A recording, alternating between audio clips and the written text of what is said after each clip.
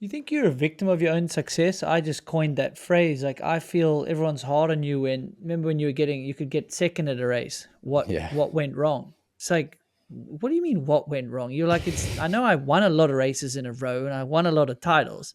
And Yep. then you ask me what's wrong when I get second or third. It's like how hard was that being you during that phase and or with some of these injuries and everyone's like he's done and I'm like I don't think he's done and Yeah. then you would get another injury. And every preview podcast, I'm like, this is the year Gwyn's back. Like, he's not done. Up, he's on the ground again. Never mind.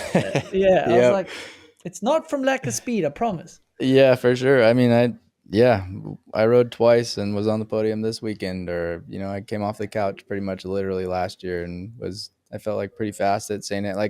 And I don't say that to be cocky again. I know where I'm at realistically. I know my skills. I know also the level of where things are going now and how gnarly that's getting.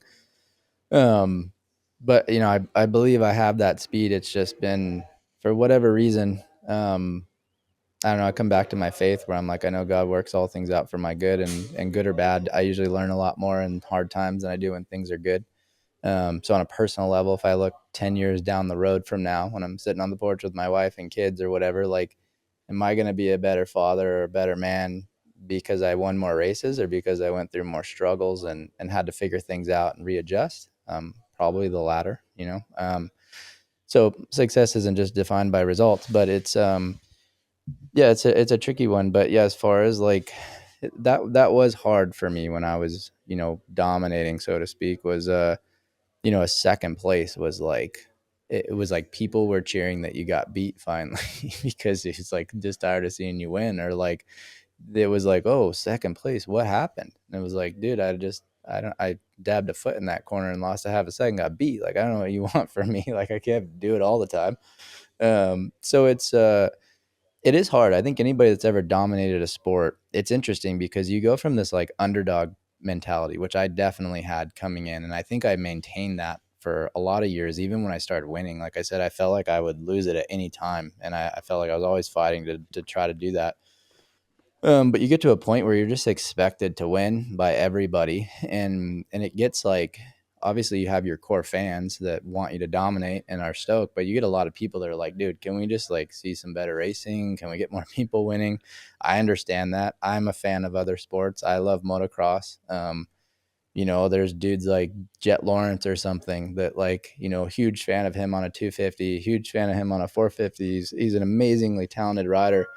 I don't really want to see him win every single outdoor race. Like, can Tomac or somebody please win one of these races? Like, I start rooting for the underdog. Like, that's sports, and that literally, he didn't change. He's only become more of an incredible rider every year he's raced. But I'm like, I don't know. Like, I'd like to just see good racing. So I understand that too. So it's hard as an athlete though, when you go from like winning and being the underdog and everybody being stoked to then like just being expected to win, and then having people like really root against you because they're just like, dude, we want somebody else to win. Like, this dude's, especially if you're a bit of a robotic winner and you just like win and like say, yep, it was a good day, I won, looking forward to next week, and you walk away, which I was maybe a little more like that earlier in my career.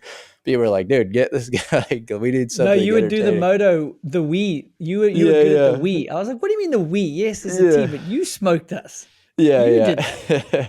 So it was yeah, I get both sides, man. That's just sports, and that's fans. I think my best friend Greg, he always put it really well. He's like, dude, it's fans. You got to have people that love you and you got to have people that hate you. Like, that's what makes sports great, is you have people that are passionate on both sides. Like, that, if there wasn't, there'd be no interest in it. Nobody would do it. So it's like, just appreciate it all. It's all part of the deal.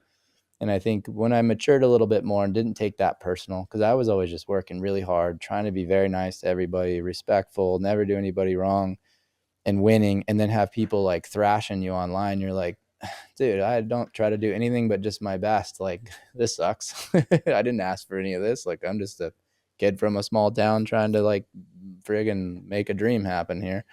Um, but that's sports, and I encourage our younger riders and even some of the guys that are really good nowadays too. Like, dude, just enjoy it. Like, it's all part of the deal. Don't take it personal. It's it's what makes our sport, like, why people watch and pay money and why you have a job. So just roll with it. It's cool. So But yeah, it is interesting for sure.